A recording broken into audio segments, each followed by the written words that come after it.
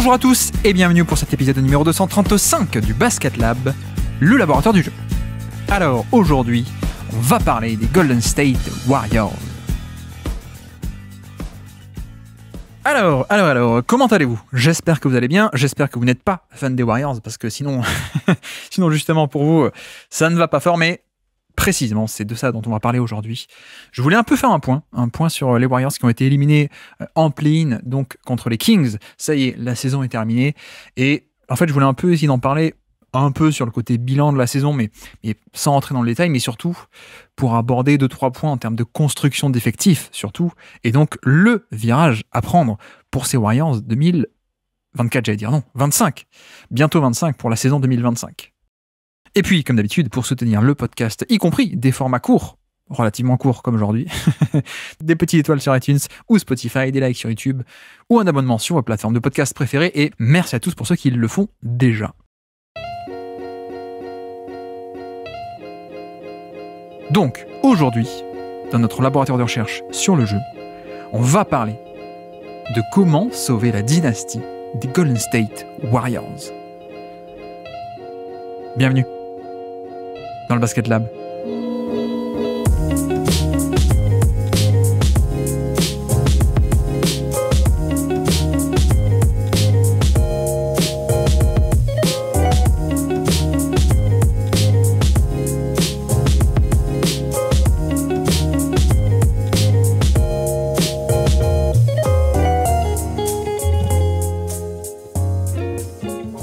Nos amis des Golden State Warriors qui ont donc été éliminés du play-in.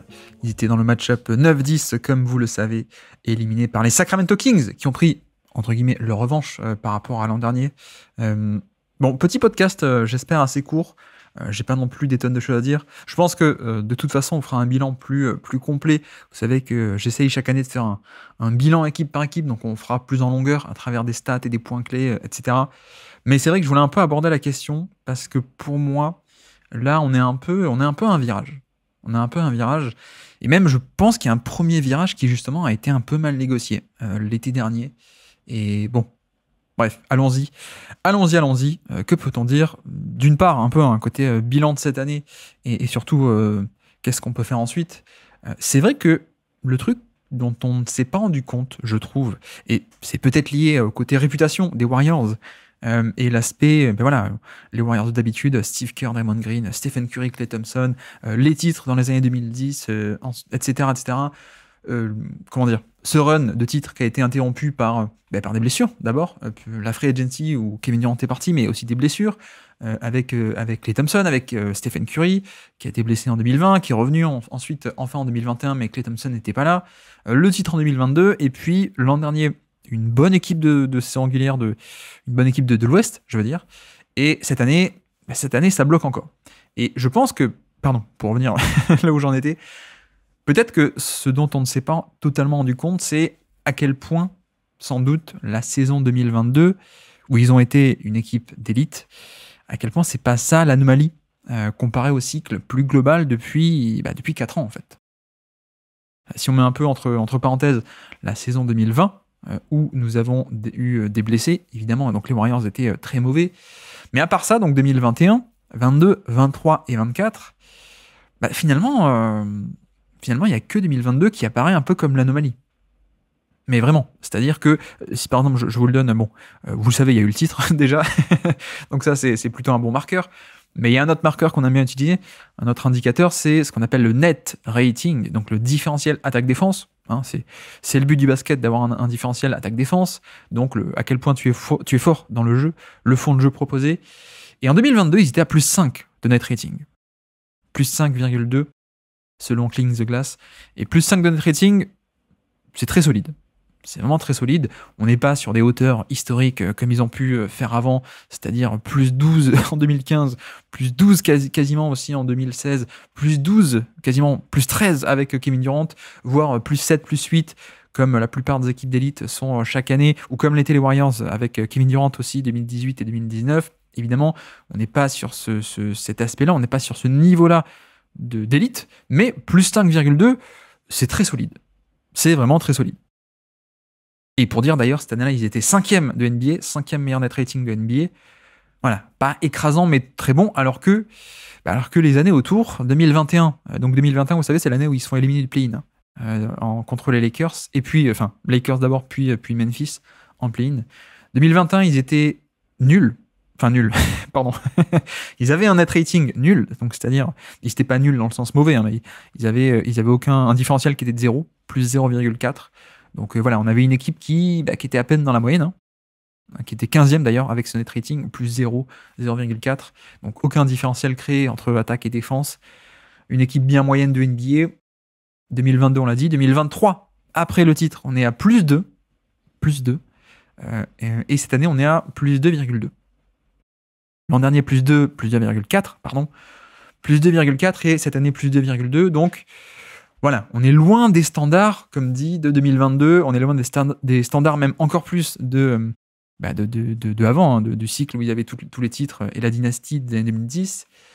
Et même, pour vous dire pourquoi est-ce que je parle de chiffres bruts, pour une fois, et pas de classement, parce que l'an dernier, avec ce même net rating, ils étaient 9e de NBA, 9e, alors que cette année, avec ce même net rating de plus 2 et quelques, ils sont 15e.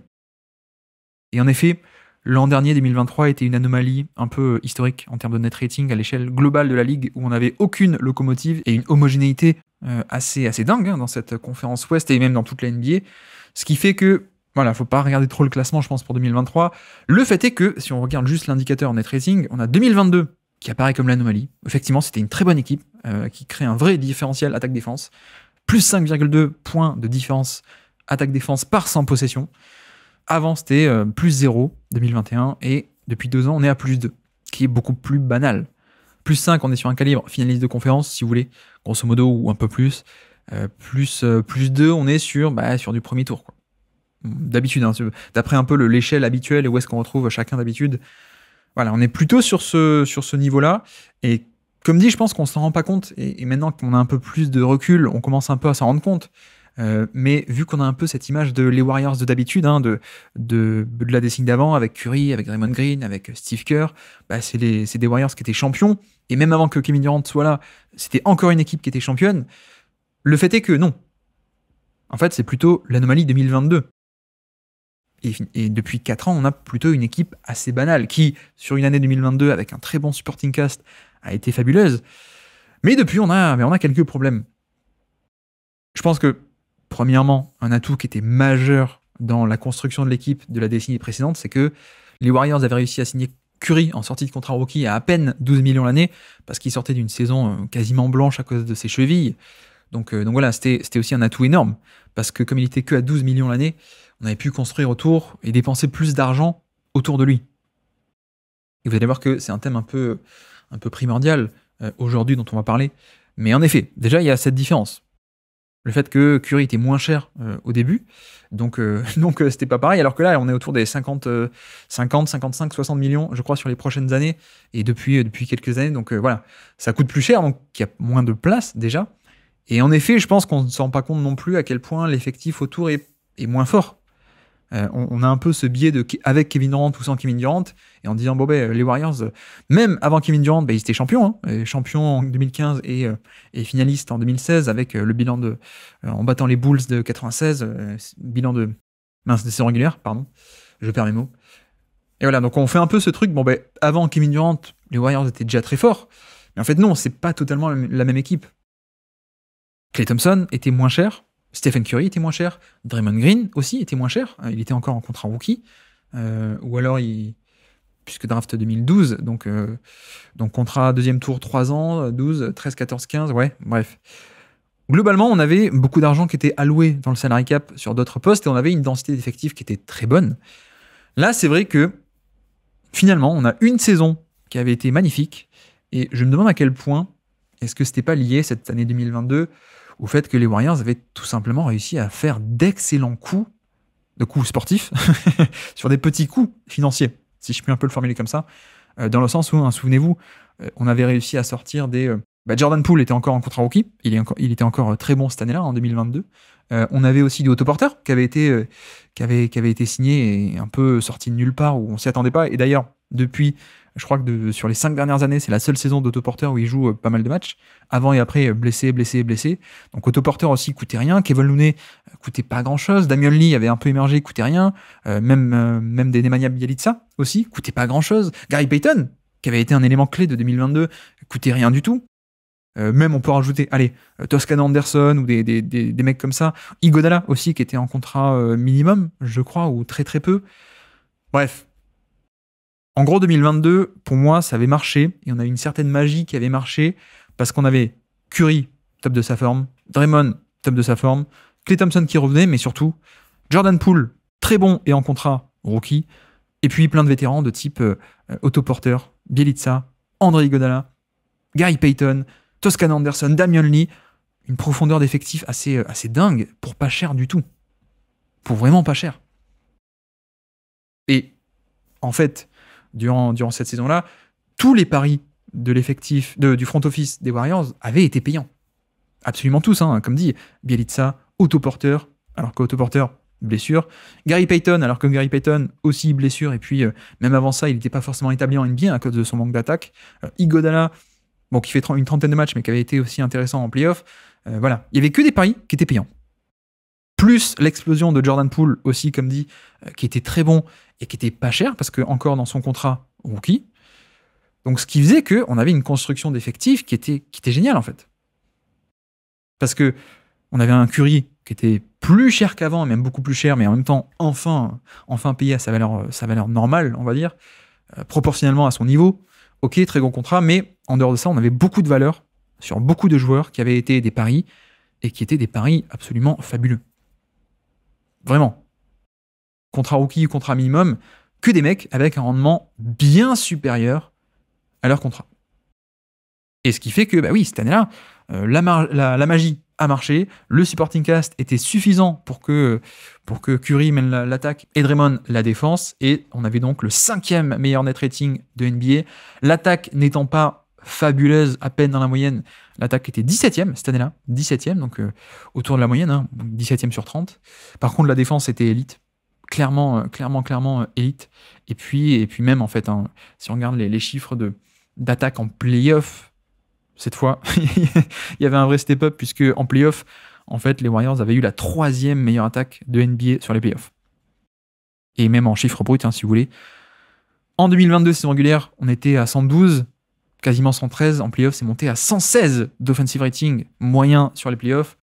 Bref, la magie a opéré parce que une superstar offensive, une superstar défensive, un Klay Thompson qui revient, et puis que des bons coups, que des très bons coups payés très peu cher. Et pourquoi est-ce que je parle de ça ? Comme dit, la construction d'effectifs est primordiale, et c'est aussi la clé de ce qui n'a pas marché à mon sens cette année.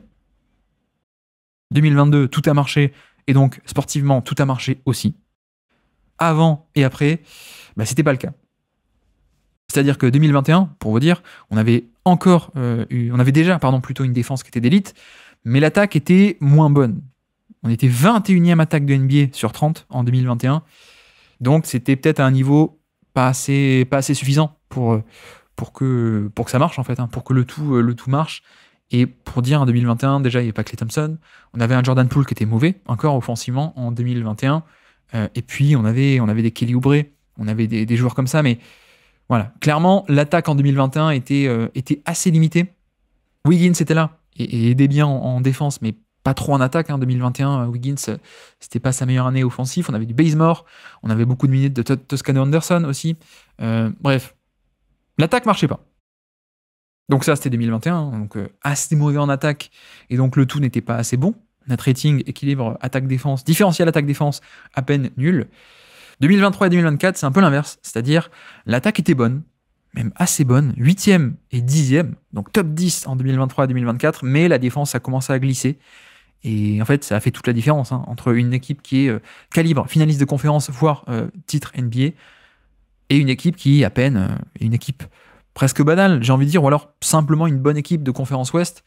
Ça fait toute la différence. Donc une attaque qui est enfin top 10, mais la défense est passée de élite à beaucoup plus banale. La défense est passée de 2e en 2022 à 12e et 15e cette année. Donc voilà, ça fait qu'au final, on a des équipes sympathiques, mais loin de ce qui finalement reste l'anomalie 2022. 2022, encore une fois, si on dézoome, on est sur une vraie anomalie. Et pourquoi ? Parce que c'est l'année où les paris, les signatures ont toutes fonctionné, alors qu'avant, non. En 2021, tu as beaucoup d'argent qui sont alloués au salaire de Klay Thompson qui n'a pas joué de la saison.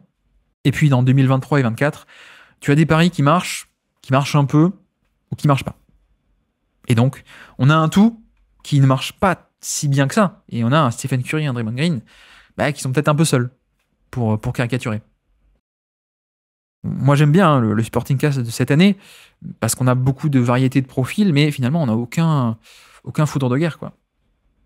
Et donc, en effet, oui, cette année, on a la 10e attaque de NBA, c'est bien, mais que la 15e défense de NBA, ce qui fait qu'on a à peine le 15e meilleur net rating de NBA, donc on est vraiment une équipe dans la moyenne, hein, littéralement, dans la moyenne, pile 15e sur 30, et ce qui fait que, oui, une élimination au play-in, quand tu es dans une conférence Ouest à ce point dense, c'est pas choquant.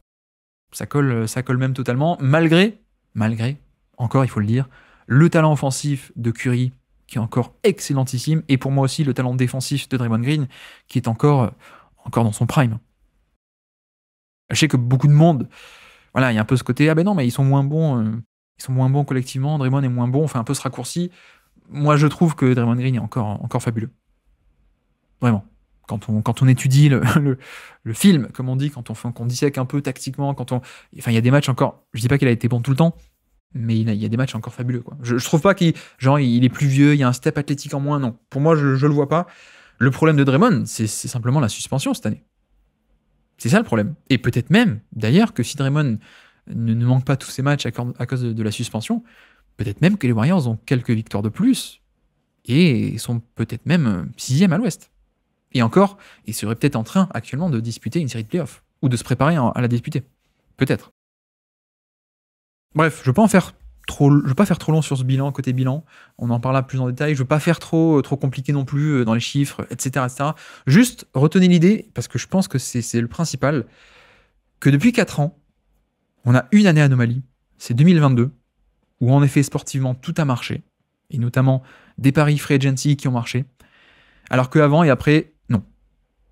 Et donc, ce qui nous amène directement vers la problématique du jour, c'est que fait-on désormais ? Comment sauver les Warriors ? On a fait un podcast avec Alex de Trash Talk, peut-être vous l'avez entendu déjà. On a fait nos récompenses de fin de saison, les récompenses Made in Basket Lab, et j'ai une catégorie, moi, dans les trophées du Basket Lab, spécial Basket Lab, c'est la catégorie « On fait tout péter ». Et on l'a attribué avec Alex aux Bulls, aux Chicago Bulls, mais j'ai quand même évoqué les Warriors, parce que pour moi, il y a un truc à faire, et surtout, c'est pas dans le sens « faut tout faire péter », il faut échanger Curry, Draymond Green et tanker. C'est plutôt dans le sens où je pense qu'il y a un chantier à faire pour justement sauver les dernières années de Curry et Draymond. Pour moi, on en est là. On est au fait que, avec un tel duo, d'un tel niveau des deux côtés du terrain, je pense qu'il y a encore 2-3 ans, calibre, candidat au titre ou pas loin, potentiellement. Mais, c'est le plus important, pour exploiter ce potentiel et les dernières excellentissimes années et saisons que Draymond Green et Curry ont sous le pied, il faut la bonne construction d'effectifs. Or, ce n'était pas le cas cette année. Très simplement. Vraiment, pour moi, ça se limite à ça. Et que je ne sais pas si les Warriors vont le faire. Je l'espère de tout cœur. Parce que vraiment, je pense que bien entouré, on a de nouveau une équipe qui peut être candidat au top 4, top 3 à l'Ouest largement. Je pense pas que... Voilà. 33 is the new 26. Hein. 33 ans maintenant en NBA ou 38 ans maintenant is the new 29. Les joueurs vieillissent assez bien. Je pense que Curry, vu le niveau où il est actuellement, j'ai pas de mal à le voir encore jouer 3 bonnes saisons d'attaquant d'élite. Pareil pour Draymond. Peut-être que vous n'êtes pas d'accord. Peut-être que je me plante. D'ailleurs, c'est possible. Mais c'est un peu ma théorie, c'est qu'on a encore 2 ou 3 très très bonnes saisons et que du coup maintenant il faut y aller. Il faut y aller maintenant. Donc je suis pas sûr que les Warriors le fassent. Il y a toujours un peu ce biais de « Ah non, on n'aime pas toucher à ça. Ah ben non, on a des historiques. Ah ben non, on n'aime pas trop changer. Ah ben non, on n'aime pas sacrifier la jeunesse pour du court terme, etc., etc. » Il y a plein de problématiques Il y a plein de raisons, il y a plein de biais, hein, même parfois, de biais pour ne rien toucher, de biais pour être dans l'immobilisme plutôt que prendre le risque du changement. Je peux l'entendre, mais pour moi, il faut toucher à un truc là. Il faut toucher à un truc, et pourquoi est-ce que ça n'a pas marché cette année? En fait, il y a une raison très simple, et sans doute qu'on ne réfléchit pas assez comme ça. La NBA, en fait, c'est un jeu à somme nulle. C'est un jeu à somme nulle sur le parquet déjà, parce que on a à peu près le même nombre de possessions chacun, grosso modo, même si certains essaient un peu de jouer là-dessus. Avec le jeu des possessions, on va chercher des turnovers, on va chercher des rebonds offensifs, etc. Mais grosso modo, sportivement, c'est un jeu à somme nulle où chacun alterne une possession après l'autre. Donc l'efficacité est très importante, efficacité offensive et défensive. Mais surtout, c'est un jeu, grosso modo, là encore, à somme nulle, en termes de construction d'équipe. Parce qu'on a ces fameuses règles du salary cap. On ne peut pas faire comme en foot, hein, vous le savez, on ne peut pas dépenser sans compter. Donc, en fait, il faut aussi voir le rendement des joueurs par rapport à leur salaire. Le problème de 2021, c'est que Klay Thompson avait été re-signé, mais il ne jouait pas parce qu'il était blessé. Et donc, on avait 40 millions sur 150 du salary cap qui ne servait à rien. C'est énorme. C'est énormissime comme pourcentage du salary cap. Donc, quelqu'un que tu payes, mais qui ne t'apporte rien. Il faut aussi le voir comme ça. Il faut aussi voir qu'en 2021, en fait, les Warriors jouaient avec, 30% ou 35%, ou j'en fiche des chiffres concrets, mais les Warriors jouaient avec, entre guillemets, un salary cap qui était plus faible que la concurrence. Les blessures, il faut aussi les aborder sous cet angle-là, je pense. Et cette année, c'est pas totalement le cas, on n'a pas de vraies blessures, mais pour moi, on a trop d'argent qui était alloué sur les mauvais joueurs, ou plutôt, pour reformuler, on a des joueurs qui étaient payés très cher, mais pas avec le rendement attendu, ou pas avec un rendement proportionnel. Et là, je pense de suite à Chris Paul et à Klay Thompson, qui sont deux joueurs qui, à mon avis, peuvent être bons, encore. Même si ça vieillit, ils peuvent être bons, ils peuvent être utiles. Mais là, cette année, 43 millions Klay Thompson, 30 millions, quasiment 31 pour Chris Paul, ce qui nous fait 71 millions pour ces deux joueurs qui, il faut bien le dire, n'avaient pas un rendement sportif proportionnel à 70 millions dans le salary cap. Cette année, le salary cap, le budget salarial des Warriors était plus de 200 millions. On avait un peu moins de la moitié qui était sur Klay Thompson et Chris Paul, voilà, avec pas un bon rendement. De l'autre côté, s'ajoute aussi Wiggins, 24 millions, qui est un salaire tout à fait abordable pour son rendement, sauf que lui non plus n'a pas été bon cette année, même pas du tout. Donc là encore, il y avait plus d'argent sur lui que son rendement sportif n'a été. Donc un peu disproportion également de ce côté-là. Gary Payton aussi, 8 millions l'année. Pas mal de blessures pour Gary Payton. Ensuite, je continue pour le salary cap. Bon, Draymond Green, il est à 22. Ok, ça va. Pour moi, Draymond Green, 22. Ok. Stephen Curry, 51. Mais ensuite, paradoxalement, ce qui a un peu sauvé, entre guillemets, la saison des Warriors, c'est qu'ils ont quand même fait pas mal de bons coups sur des petits salaires. Kuminga est encore en contrat rookie, 6 millions l'année, et c'est devenu un joueur majeur de cet effectif, la deuxième partie de saison, la transition, la défense polyvalente, etc., etc. Si ça vous intéresse, j'ai fait un épisode là-dessus, sur pourquoi est-ce que ça allait beaucoup mieux en mars dernier. Donc Jonathan Kuminga, contrat rookie, Moses Moody, contrat rookie, Podziemski, contrat rookie, Saric au minimum, Jackson Davis, contrat rookie, en plus rookie très peu cher puisque drafté plus tard. Vous vous rendez compte que Jackson Davis, Podziemski, Moses Moody, Kuminga, ils avaient une rentabilité qui, eux, était bien supérieure à leur salaire. Donc en plus, Golden State a fait des très bons coups de ce point de vue-là. Mais ça n'est pas passé parce que, en haut, tout en haut de la hiérarchie, on avait quand même 70 millions alloués à Klay Thompson et Chris Paul. Bref, refermons le chapitre pour cette année. Que faut-il faire pour la suite? C'est un peu ça, pour moi, la question. Pour moi, on garde Curry, on garde Draymond, évidemment. Évidemment. Je pense qu'on a encore 2-3 très bonnes années de potentiellement, on peut être quelqu'un qui fait du bruit dans la conférence Ouest, comme on dit, pour faire un anglicisme, traduire une expression. On peut potentiellement avoir une très très bonne équipe de l'Ouest, mais bien entourée. Donc Curry on garde, Draymond Green on garde. Klay Thompson, pour moi, il faut tourner la page. En tout cas, il faut tourner la page à ce salaire et à ce statut. Si demain, Klay Thompson, à la free agency, dit qu'il veut bien revenir aux Warriors et qu'il veut absolument rester aux Warriors pour peu cher, oui, on le garde. Si on est à, je dis n'importe quoi, mais 10 millions l'année, 12 millions l'année, 15 millions l'année, voire même 20 peut-être, je sais pas, mais sur un tarif moindre et un rôle moindre et un statut moindre, il n'y a aucun problème, on peut le garder. Klay Thompson, c'est plus la star qu'il a été. Ça glisse un peu en défense. Off-ball, ça n'a jamais été ça, mais même on-ball, ça commence à être plus compliqué parce que blessure, parce que vieux. Offensivement aussi, je pense qu'on peut faire un peu moins que dans son prime. Mais voilà, Klay Thompson à 15 millions l'année en rotation, il n'y a absolument pas de honte. Hein. Je pense que je prends tous les jours.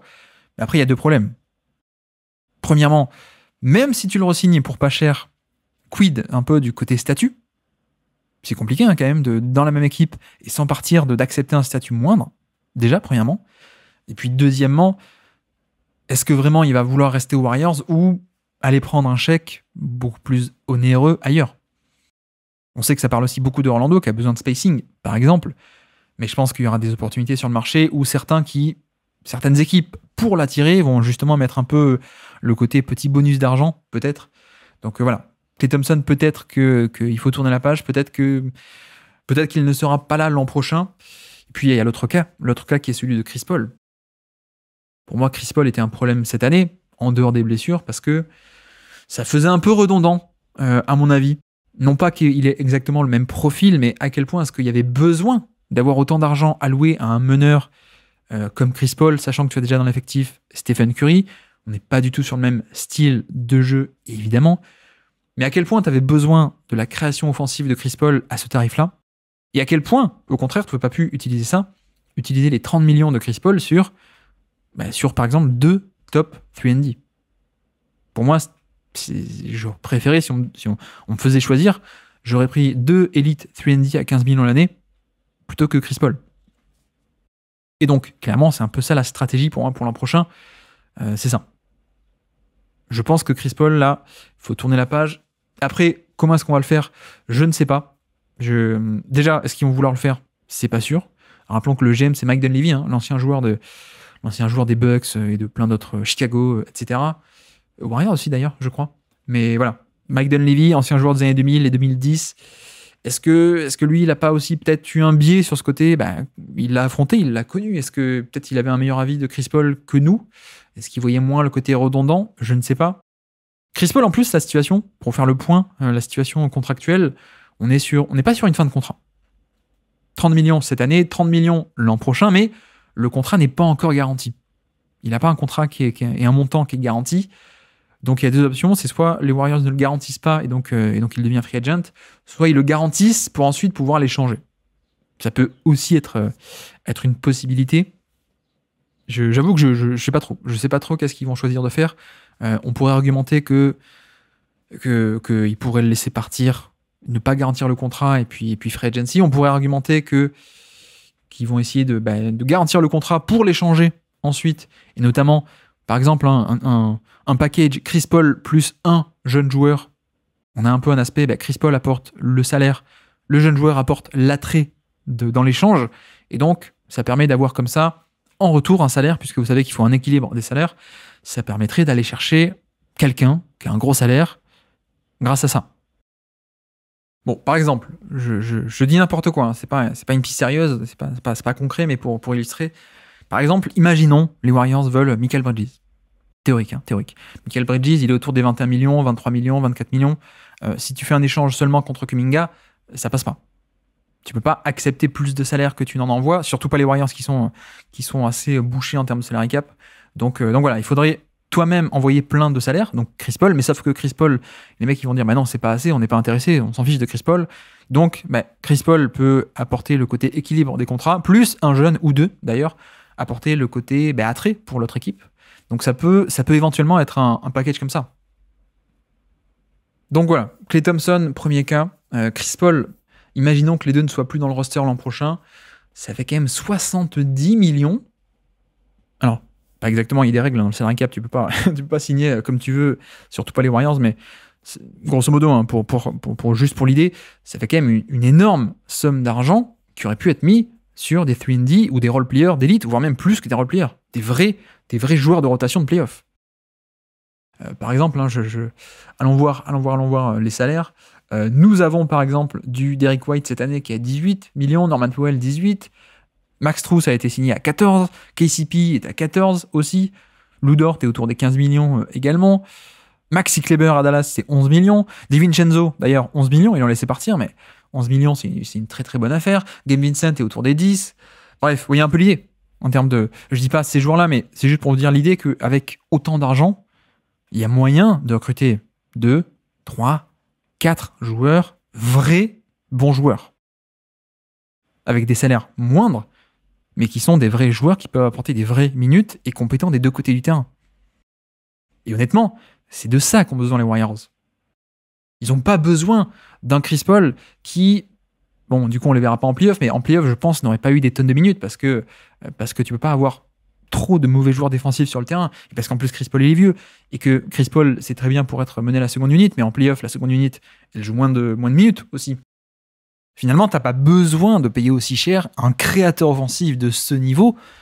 Je pense que Curry plus Draymond Green plus pas mal de shooters connecteurs type role player d'élite, ça passe totalement. T'as pas besoin de payer autant pour un autre créateur de bon niveau. Surtout qu'en plus avec Chris Paul, le bon niveau commence à partir avec l'âge, et puis il y a aussi la question de la viabilité défensive en plus. Donc voilà, je pense qu'avec ce salaire, il y a moyen de faire beaucoup mieux. Klay Thompson aussi, très utile, mais je pense qu'il était moins utile que son salaire n'était gros. Bref, vous voyez un peu l'idée. Je pense que les Warriors ont besoin de ça. Ils ont besoin de profondeur sur des vrais joueurs, des vrais role-players. Il n'y a pas forcément besoin de beaucoup de star power pour caricaturer, je pense. Il n'y a pas besoin d'aller chercher un Paul George. Alors s'ils le font, c'est génial. Paul George va être free agent en plus. Donc peut-être. L'an dernier, j'ai dit Lillard à Milwaukee, c'est impossible, ils n'ont pas les assets. Ils les ont eu. Donc peut-être j'ai jinxé dans le bon sens du terme les Warriors. Mais voilà, pour moi, il n'y a pas forcément besoin d'aller chercher une méga star. Si vous entourez Steph Curry et Draymond Green de 3-4 top joueurs NBA autour des 10, 12, 15, 20 millions l'année, c'est absolument génial. Et surtout, les Warriors, comme dit, ils ont encore 1 ou 2 ans de fenêtre de construction de tir absolument génial, parce que on a actuellement de vrais contributeurs encore sous salaire rookie. Sous contrat rookie, pardon, avec donc des tout petits salaires. Il y a Podziemski qui vient d'être drafté, donc on en a encore pour 3 ans à des contrats ridicules, contrat de premier tour, donc c'est 3 millions l'année, ou 3,5 pour lui, jusqu'en 2027. Moody, il lui reste encore 1 an, 2025. Team option, je pense qu'ils vont la prendre. Kuminga aussi, team option à 7 millions l'année. Jackson Davis, 1 million pour encore 3 ans, 1 ou 2 millions. Bref, là, il y a une vraie fenêtre pour 2025, pour moi. Si tu arrives à transformer, entre guillemets, les 70 Klay Thompson et Chris Paul en 2, 3, peut-être 4 top role-players NBA, il y a moyen d'avoir une construction d'équipe absolument géniale. Et il y a moyen d'avoir un Golden State qui est très, très, très bon. Et c'est d'ailleurs tout mon regret, c'est que les Warriors n'aient pas bougé jusqu'ici. Même si je comprends, il y a un côté humain, prendre le risque, c'est toujours plus compliqué, et ça se fait moins fréquemment que le côté « Allez, non, on y croit encore, on reste un peu comme ça », mais pour moi, Chris Paul, il fallait l'échanger. Il fallait l'échanger en février maximum. Il fallait pas le faire, le trade. Quitte à échanger Jordan Poole, je l'aurais pas échangé contre Chris Paul, mais c'est peut-être que moi. Mais bon, je pense pas que Jordan Poole avait une cote catastrophique l'été dernier. Je pense que les Warriors se sont un peu précipités parce que dans le vestiaire, ça collait plus, etc. Mais je pense qu'il y aurait eu moyen de faire mieux en échange de Jordan Poole. Je pense qu'il aurait fallu aussi se séparer de Chris Paul en février. Ils ne l'ont pas fait. Ok. Je pense qu'il aurait peut-être fallu aussi tourner la page Klay Thompson avec un très bon coup. Ils ne l'ont pas fait. Je peux comprendre le côté historique, etc. Mais là, il faut agir. Là, il faut vraiment agir. Il y a d'autres petites pièces aussi. Gary Payton, il est fabuleux, Gary Payton. Mais il était encore plus fabuleux déjà quand il jouait, quand il n'était pas blessé en 2022, et quand il était à un contrat minimum. Là, il a été tellement bon en 2022 qu'il a été signé en free agency juste après. Et donc là, on est encore sur le contrat qu'il a signé à Portland. Mais voilà, Payton, il est à 8 ou 9 millions. 9 millions l'an prochain, peut-être s'il prend sa player option. Bon, ça fait cher, quoi. Ça fait plus cher. Donc, comme dit, rentabilité un peu moins grande. Kevin Looney, je pense qu'aussi, pour moi, il est un peu dans la case départ potentiel. À 8 millions l'année. Bon, c'est pas cata, mais ça peut être un contrat de taille moyenne, petit, moyen, qui peut aider à faire un échange, peut-être. Je sais pas, mais Après, il y a aussi le cas Andrew Wiggins. Qu'est-ce qu'on fait de Wiggins? Est-ce qu'on se dit on va arriver à le relancer ou est-ce qu'on se dit bon, ça fait quand même 2 ans où c'est compliqué? Pas que de sa faute, il a aussi des problèmes un peu hors terrain, d'après ce qu'on a compris. Donc voilà, mais de facto, on a aussi un rendement qui est moins grand. Est-ce que Wiggins, il y a un échange à faire autour de lui? Mais voilà, pour moi, là, on a une fenêtre qui est cruciale. Et on arrive sur vraiment ce que je peux appeler le virage des Warriors. Je pense que les Warriors, il y a une probabilité qui n'est pas nulle qu'ils retrouvent l'an prochain, 2025, ou alors en 2026, les finales de conférence. Je pense vraiment que Curry est encore assez bon et peut l'être, et je pense encore que Draymond Green peut être assez bon et peut l'être, mais il faut une meilleure allocation des assets, en fait. On peut pas continuer avec comme ça un salary cap et de l'argent, un budget salarial distribué de cette manière. Ça n'a pas de sens. 43 sur Klay Thompson et 30, quasiment 31 sur Chris Paul, ça n'a pas de sens. Donc là, il y a une vraie fenêtre.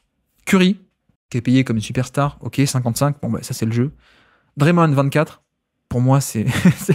Enfin, 24 pour Draymond, qui est un des meilleurs défenseurs de NBA, que j'aurai sans doute sur mon podium du Deep Boy cette année, qui est fabuleux. Pour moi, c'est incroyable. Enfin, je veux dire, Draymond à 24, 25, 27 sur les 3 prochaines années, c'est une rentabilité incroyablement plus grande que Rudy Gobert, qui est à un contrat max. Et même Rudy Gobert, ça vaut le coup l'avoir aussi cher. Malgré les imperfections, pour être poli, les imperfections offensives, Gobert, ça vaut le coup de l'avoir aussi cher, parce qu'il est à ce point transcendant. Draymond, pour moi, il est à ce niveau-là. Et en plus, il est payé 2 fois moins cher. Donc c'est pour ça que je comprends les fans des Warriors, il y a ce côté fin de saison, tout est un peu catastrophique, on est déçu, etc. Mais regardez, Stephen Curry, énorme contrat, pas de problème. Top 5 NBA encore, top 10 si vous voulez. Moteur d'attaque, encore un des meilleurs moteurs d'attaque NBA, ok. Draymond Green à 24, c'est donné.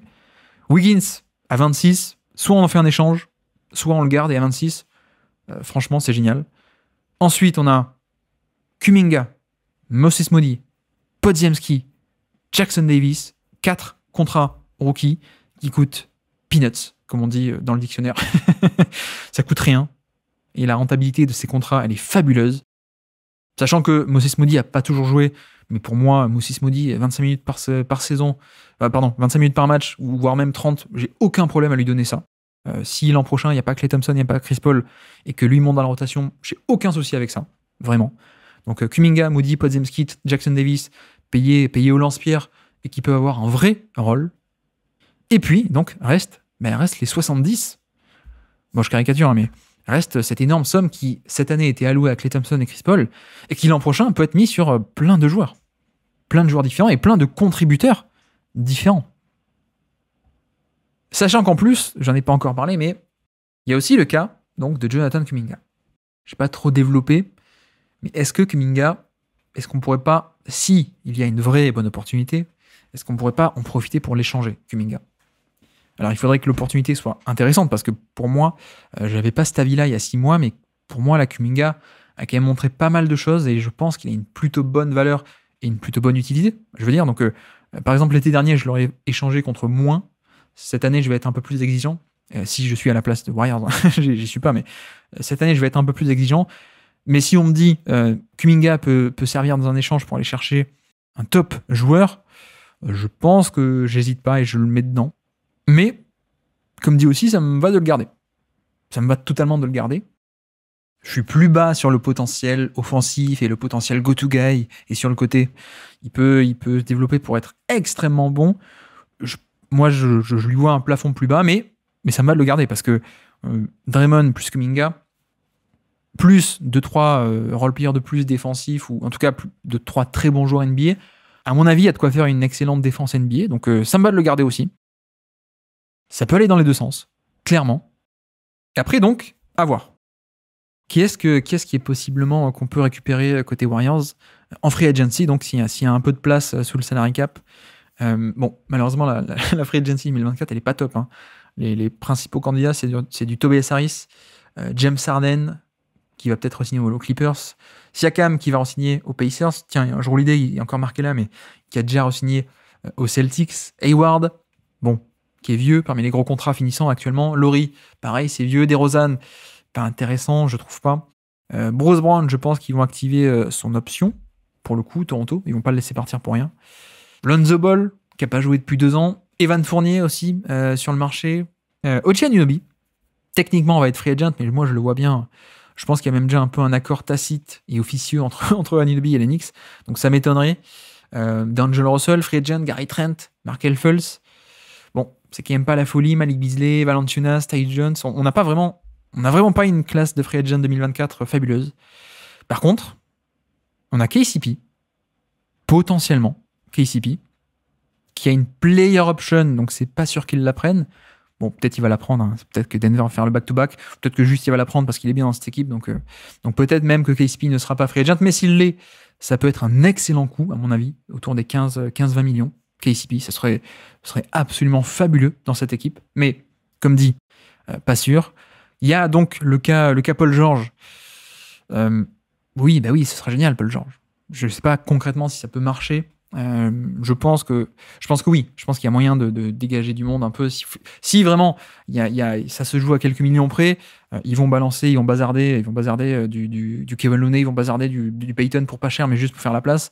Donc potentiellement oui, Paul George, mais vous n'avez pas besoin de moi j'ai pas besoin de développer pour. Vous savez déjà que ça peut être top, hein, pour le coup. Donc Paul George, ce serait l'option star. Après, oui, Royce O'Neal aussi, free agent l'été prochain. Phoenix a un peu ses droits et je pense que Phoenix va vouloir s'aligner pour la rétention de valeur. D'Anthony Melton aussi, même si les Sixers ont ses droits, c'est bird rights. Mais Melton, techniquement, peut être sur le marché. Ça peut être cool, hein, un côté 3&D un peu très polyvalent. J'adorerais l'avoir et je pense que ça va pas coûter plus de 10-12 millions l'année, peut-être. Hartenstein aussi est free agent. Bon, faudrait voir aussi qu'est-ce qu'on garde ou pas, mais ça peut être sympathique. Hartenstein. Après, j'avais une autre cible, moi, que vous connaissez, qui est celle de Nick Claxton. Claxton va être free agent cet été. C'est un peu le serpent qui se mord la queue côté Nets, parce que en fait la situation est bizarre. Ils ont tout intérêt à s'aligner sur les offres pour Claxton pour le conserver, mais en même temps, s'ils le font, ils vont exploser déjà leur taxe en termes de salaire. Ce qui est un peu dommage d'avoir une taxe aussi élevée, sachant que tu as une équipe aussi mauvaise. Mais s'ils s'alignent pour garder Claxton, il faudrait du coup dégager d'autres salaires. Mais pourquoi est-ce que tu t'alignes pour garder Claxton si, du coup, de l'autre côté, tu laisses partir des bons joueurs? Pourquoi est-ce que tu veux garder Claxton, le bon joueur, si tu peux pas être compétitif, même avec lui, parce que tu es obligé de laisser filer Cam Johnson ou Michael Bridges? Bref, donc côté Brooklyn, un peu un casse-tête. Potentiellement, ça peut être cool. Ça peut être très très cool, Claxton. Moi, il y a un aspect de défense, de switch et défense extrêmement polyvalente avec Draymond qui peut être très intéressante. Plus de verticalité en attaque, une vraie menace verticale qu'ils n'ont pas cette année. Jackson Davis est plutôt bon, mais pour moi, c'est pas élite comme au niveau de Claxton.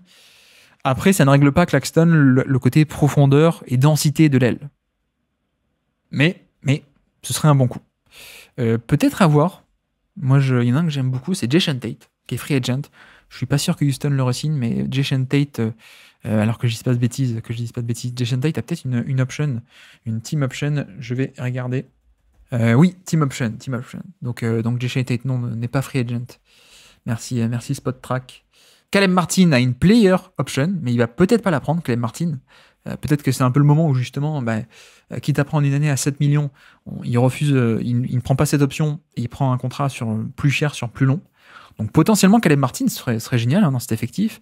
Isaac Okoro, je ne sais pas si j'ai mentionné le nom déjà ou pas, mais voilà. Taurean Prince aussi, peut être très cool là-dedans, Taurean Prince. Plus Jake Crowder. Jake Crowder, ça peut être cool. Dans ce côté pas cher du tout, mais profondeur et densité d'aile et de compétences, plus potentiellement des échanges qui peuvent s'opérer, comme dit. Bon, là, c'est compliqué de jouer à Madame Irma sur des échanges, mais si on imagine des packages avec un jeune intéressant plus un gros salaire, je ne sais pas si Zach LaVine est disponible. Je ne sais pas. Je ne sais pas si Malcolm Brogdon est disponible. Moi, j'adorerais. Voire même un package... Quoique non, il n'y aura peut-être pas assez d'argent, mais Brogdon à Portland, ça peut être génial. Jerami Grant, je ne sais pas. Jerami Grant, mais en même temps, Jerami Grant aux Warriors, ça ferait qu'il retomberait beaucoup plus dans un profil typé role-player plutôt que go-to-guy comme il a été à Détroit. Jeremy Grant, ouais, je pense que je prends. Hein. C'est pas parfait, et c'est cher, mais c'est pas mal. Bon, après, je préfère quand même Brogdon. Qui est-ce qu'on a dans des mauvaises équipes? Je pense qu'un Chris Dunn aussi. Pour pas cher du tout, Chris Dunn peut être magnifique. Houston, à voir qui est-ce qui garde, qui est-ce qui dégage. Mais il y a peut-être des bonnes affaires à faire, du genre Jason Tate, soit en free agent, soit s'il le donne la team option pour ensuite l'échanger plus tard. Kuzma à Washington, ça me paraît un peu cher, quand même, pour le rendu. Même si je pense que Kuzma dans une bonne équipe, c'est pas génial, mais ça peut être intéressant, mais c'est quand même un peu cher. Je pense qu'il y a de bonnes affaires à faire à Toronto, avec Bruce Brown. Bref, arrêtons-nous là. Je veux pas faire trop long non plus. Mais voilà, honnêtement, si je dois un peu résumer, depuis 4 ans, on a eu une saison anomalie qui est 2022. Pourquoi est-ce qu'on a eu cette anomalie? Parce que on a eu un méga jackpot avec des joueurs qui avaient une très très belle rentabilité, productivité, niveau de jeu par rapport à leur contrat. Jordan Poole, contrat rookie, certains contrats rookie, certains contrats minimum. Depuis, on n'a pas eu autant de chance, donc les petits contrats n'ont pas pu compenser et aider le fait que certains gros contrats n'avaient pas une rentabilité qui était très bonne. Là, on arrive clairement à un virage. On arrive même au virage décisif. Et j'espère que cette année, McDonald's va bien le prendre, parce que pour moi, il a un peu loupé l'an dernier. J'espère que cet été, il va bien le prendre, parce que honnêtement, on peut totalement croire, à mon avis, à un titre des Warriors d'ici les 2 ou 3 prochaines années, si on a la bonne construction d'équipe. Et si le côté candidat au titre vous fait un peu trop, ou titre NBA vous paraît trop exagéré, je pense qu'on peut dire au moins une finale de conférence, et une fois que tu y es, après tout est permis, mais je pense qu'on a une équipe finaliste de conférence largement à portée de main d'ici les 2-3 prochaines années. Pour moi, pourquoi? Parce que Curry et Draymond sont à ce point fort, parce que tu as encore des contrats rookies, et parce que tu vas avoir de la place de faire des choses en termes de construction d'équipe. Donc, j'espère vraiment que le virage va être pris et va être bien pris, même si ça fait mal, même s'il faut se séparer de certains jeunes que tu aimes bien, peut-être Kuminga, Moses Moody, même s'il faut faire des choix sur des historiques comme Klay Thompson. Voilà, même s'il y a des complications, même si c'est pas facile, mais ça peut être simple. C'est même assez simple. Tu as Curry d'un côté et Draymond, tu as des top contrats rookies sur des jeunes qui peuvent être contributeurs en étant payés très peu cher. Donc c'est pas facile à faire, humainement, sans doute, et même parfois sur le marché des transferts ou sur des free agents. Mais je pense que le chemin est assez simple. Il faut tourner la page. Il faut tourner une certaine page. Il faut mieux allouer certaines portions du salary cap. Comme dit, pas facile, mais le schéma est assez simple. Après, voilà, toute la question, c'est est-ce qu'ils vont y arriver? Est-ce que finalement, ils vont arriver à trouver 2-3 bons partenaires de trade? C'est pas dit. Est-ce qu'ils vont oser faire éclater ce noyau historique avec Klay Thompson? C'est pas dit non plus. Est-ce qu'ils vont arriver, je sais pas, comment est-ce qu'ils vont gérer aussi le cas Klay Thompson? Chris Paul, je veux dire, pardon. Bon, moi je crois et je pense, et je milite pour un départ, mais je le militais aussi l'an dernier et ça s'est pas fait. Ça s'est pas fait du tout. Donc je ne sais pas, est-ce que... Après, de l'autre côté, je ne l'ai pas dit non plus, mais je pense qu'il y a encore un bon attrait sur le marché des free agents, pour le coup. Je pense que, bon, ben voilà, la ville est sympa. En tout cas, c'est au soleil. Mais sportivement, c'est encore intéressant. Donc je pense que ça reste encore un atout, l'attrait de free agency. Donc voilà, je sais pas. Pour moi, il y a un vrai virage à faire. Il y a un potentiel jackpot, c'est Paul George, évidemment. Il y a un potentiel médian qui est d'arriver à recruter par-ci par-là plein de très bons joueurs à des sommes modiques. Et puis, malheureusement, il reste encore le scénario on bouge pas, on fait rien, on veut pas se séparer des jeunes parce que on veut pas se séparer de Kuminga, ça peut être la star Kuminga. C'est quand Curry va être trop vieux, non, on va pas sacrifier le long terme pour le court terme. Moi, je pense que en un sens, il faut. En un sens, la possibilité d'avoir un titre, elle est à ce point grande et à ce point rare que quand tu l'as, il faut le jouer à fond. Il faut le jouer à fond, quitte à se séparer parfois de certains jeunes où tu te dis, bah non, mais eux, c'est le futur. Moi, dans le cas des Warriors, je dis pas à tout prix, je dis pas contre n'importe quoi, mais je pense que dans le cas des Warriors, on a potentiellement encore une fin de cycle avec Curry et Draymond pour encore 2-3 ans. Et que moi, personnellement, je suis au point où je serais prêt à faire quelques sacrifices pour maximiser encore cette fin de cycle. Voilà donc, pour moi, le virage tant attendu, et j'espère qu'ils vont le prendre, le virage qui attend les Warriors sur cet été 2024.